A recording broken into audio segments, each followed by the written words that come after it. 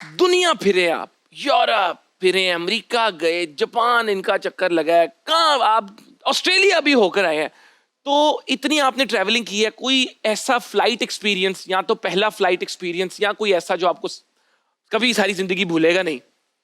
एक दफ़ा की हमारी फ़्लाइट का जो है ना एक्सपीरियंस वो ऐसा है कि हम लोग अमेरिका से कनाडा हमने शो करने के लिए जाना था। ठीक है। उसमें यह क्या अपना क्या हुआ कि नरगिस जो है हमारी आर्टिस्ट, वो उस वक्त ना जब फ़्लाइट का थोड़ा टाइम रहता था उसको थोड़ी सी कन्फ्यूजन होगी कि शायद 2 घंटे बाद फ़्लाइट है। अच्छा।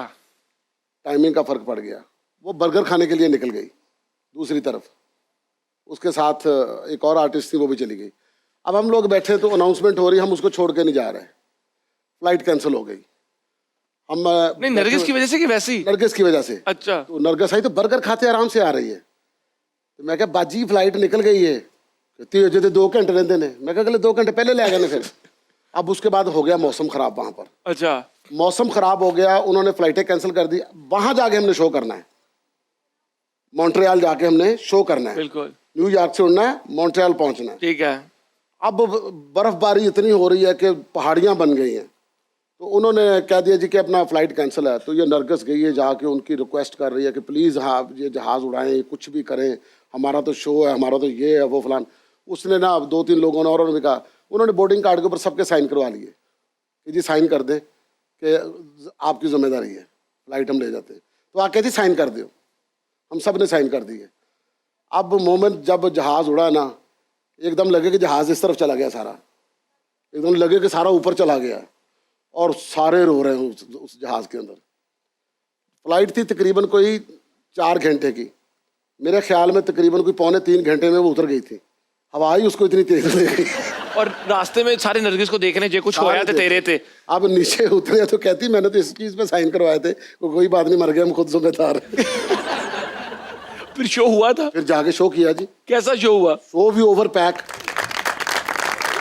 मुझे बताइए कि इस तरह आउटडोर थिएटर कर रहे हो तो अक्सर बड़ी लड़ाइयाँ, झगड़े, फायरिंग वगैरह भी हो जाती होगी, इस तरह कभी कोई वाकया हुआ है? नहीं, फायरिंग शेयरिंग वाला नहीं हुआ, वैसे लड़ाइयाँ झगड़े तो हॉल के अंदर भी हो जाते हैं और किसी वक्त मतलब एक्टरों की भी हो जाती है। कोई ऐसा वाकया? हॉलैंड में हम लोग एक शो कर रहे थे, तो वहाँ पर ना कुछ गैर मुल्की थे, उन्होंने ना ड्रिंक की हुई थी। जो भी बंदा आता था ना वो मतलब बेहुदा जुमलेबाजी करते थे। ठीक है। तो जॉन रैम्बो, वो उसको ज़रा ज़्यादा गुस्सा आता था। हाँ। वो कहता यार विकी है वेखला हट दे नहीं पाए, इन्होंने मना करवाओ, अच्छा। बंदा भेजो अंदर। प्रमोटर को कहा, प्रमोटर ने कहा वो नहीं बाज आया। फिर रैम्बो ऊपर खड़ा था, मैं पीछे खड़ा था, उसने कोई बात की है, रैम्बो ने उसको ऊपर से कहा चुप कर, उन ना बोलिए इस तरह। वो फिर उसने की तो रैम्बो ने छलांग लगा दी उसके ऊपर, डायरेक्ट हॉल। रैम्बो वाली हरकत कर मारा उसके मुंह पे मुक्का और उसको पकड़ के जमीन पे फेंका। मैंने भी छलांग लगा दी। अल्लाह जन्नत नसीब करे। आपने झुकते मारी नीचे जा रही है, आपने भी मारा? सच्ची मुझे पकड़ लिया ना। अच्छा। अब शौकी खान साहब सबसे मतलब कमजोर सेहत, अल्लाह उनको जन्नतों में घर करे। अच्छा। कहता कुंडियां लाओ ना जो बाहर कोई ना जाए। वो डर गए, उन्होंने पता नहीं कौन से ये बदमाश है। खैर वो फिर खत्म हो गया मामला। आप अभी बात कर रहे थे कपिल शर्मा पे, काफी सवाल हुए, तो वहां पे स्क्रिप्टिंग का प्रोसेस क्या होता था? वहाँ पर जो स्क्रिप्टिंग होती है, वहाँ पर राइटर जो होते हैं वो 8 से 10 होते हैं एक शो के। अच्छा, 8 से 10 अलग अलग चीजें लिख कर लेकर आते हैं। ठीक है। फिर उसको बना के फिर एक जो मेन राइटर है उनके अपना भरत साहब हैं वहाँ पर, जो सारे शो के कंटेंट को देखते हैं, फिर सारे अपना उसको बना के फिर एक स्क्रिप्ट कंप्लीट करके आगे लेकर जाते हैं। आपके लिए डिफरेंट था जब एकदम आप वहां गए, वर्किंग एनवायरनमेंट जो था और जो एक तरीकाकार था शो बनाने का या प्रेजेंट करने का, यहाँ से कितना डिफरेंट था? बहुत डिफरेंट। उनकी पैकिंग बहुत अच्छी है, हर चीज़ वो बना के लिख के स्क्रिप्टिंग करके प्लान के साथ चलते प्लान हैं। के साथ उसको मुकम्मल फ्रीज करके फिर वो उसको करते हैं। तो हमारे जो थिएटर के ये जो मैंने आपको पहले बात बताई है कि बगैर स्क्रिप्ट तो भी मतलब हाथ च पिस्तौल भी नहीं थे, छुरी भी नहीं थे, लड़न निकल जाते नहीं। ये लेकिन ये बड़ी निडर हरकत है, नटारा है ये, बड़ा जिसकी वजह से उन्होंने पूरी दुनिया में नाम भी कमाया। कपिल जो था वो इस बात पे बड़ा हैरान भी होता था, कहता पाजी मैंने वो बड़ा मजा आंदा जरा तुसी हाल च काउंटर करते हो ना, वो बड़ा मजा आंदा। वो तो फिर हाँ, फिर उसके बाद अपना कॉमेडी नाइट कपिल में भी फिर काउंटर जो होना शुरू हो गया था वो इसी की फॉर्म से निकला हुआ था। लव हो गया, मुझे लव हो गया। आप लोग कहते थे ना तेनू मोहब्बत नहीं होंदी, मोहब्बत हो गई अज मैनू नसीम भाई नाल मोहब्बत हो गई है, ते यह मोहब्बत हुण रुकनी नहीं, लेकिन तुसी ब्रेक लैके जल्दी वापस आओ। कीप वॉचिंग हद कर दी विद मोमिन साकिब। गल ही नहीं कर रहे, ਕਹਿੰਦੇ ਨੇ ਮੇਰੀ ਆਵਾਮ ਆਏਗੀ ਤੇ ਮੈਂ ਗੱਲ ਕਰਾਂਗਾ। ਐਡੀ ਮੁਹੱਬਤ ਕੋਈ ਕਿਸੇ ਨਾਲ ਕਿੰਜ ਕਰ ਸਕਦਾ। आप लोगों का इंतजार कर रहे थे। Welcome back ladies and gentleman. यार मजा आ गया।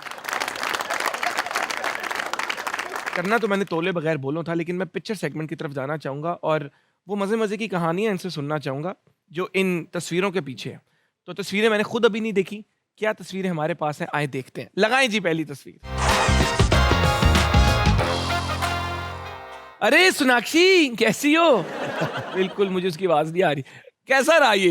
बहुत अच्छा था। ये अपना जब इनकी फिल्म की प्रमोशन थी तो प्रमोशन के लिए ये आई हुई थी, तो मेरा इनके साथ जो मतलब एक एक्ट था, इसमें मेरी किडनी निकाल के बेच देते हैं कपिल। तो मुझे कहते हैं कि मैंने किडनी बेच दी बिजनेस करने के लिए। तो मैं कहता हूँ कपिल को कि यार तुमने बड़ा अच्छा काम किया, अपनी किडनी बेच दी, तो क्या एक किडनी से बंदा जिंदा रह सकता है? तो कपिल कहता हाँ हाँ कुछ नहीं होता तुम्हें। मेरा रिएक्ट कहता कि मुझे कुछ नहीं होता, क्या मतलब? कहता मैंने तुम्हारी निकाल के बेची है। तो मैंने कहा मेरी कैसे निकाली? ना ऑपरेशन हुआ ना चीरा लगा। कहता तुम्हारे मुंह में हाथ डाल के निकाल के। तो उसके बाद फिर मेरा वो उसका रोने का एक्ट है।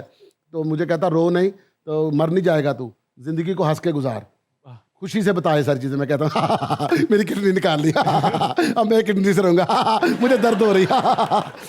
ये एक्ट था ये। तो ये सोनाक्षी उस वक्त वहीं थी? वही थी। कुछ कहा सोनाक्षी ने उसके बाद? सोनाक्षी ने मतलब बहुत इज्जत दी थी। नंबर मांगा? नहीं, नंबर नहीं मांगा। इतने नहीं, बस उसने मतलब अप्रिशिएट किया कि आप बहुत अच्छे कलाकार हो, आपको देख के बहुत अच्छा लगता है, बहुत मज़ा आता है। मैं आपको बच्चन साहब की बात बताता हूँ। जब बच्चन साहब के साथ पहली दफ़ा मुलाकात हुई, मेरा था कि मैं जाके पैर छूऊंगा, उनकी तारीफ़ें करूंगा, उनकी फिल्में गिनवाऊंगा, उनको कहूँगा सर मैंने आपका वो डायलॉग याद किया हुआ है, सर आपकी वो बात याद की हुई है।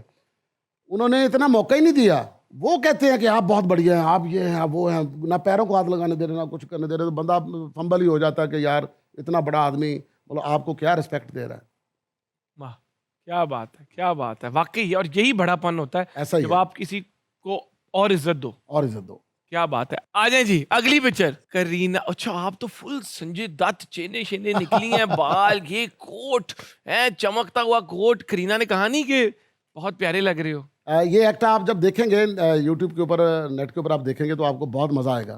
ये तकरीबन कोई अपना 25 से 30 मिनट का एक्ट था। मतलब शो के अंदर उतना लग नहीं सकता, मतलब उतना ही लगता है जितना आपका मतलब हिस्सा होता है। तो उसमें थोड़ा लगा था।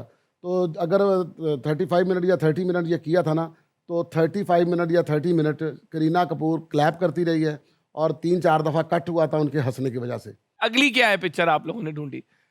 अरे पठान।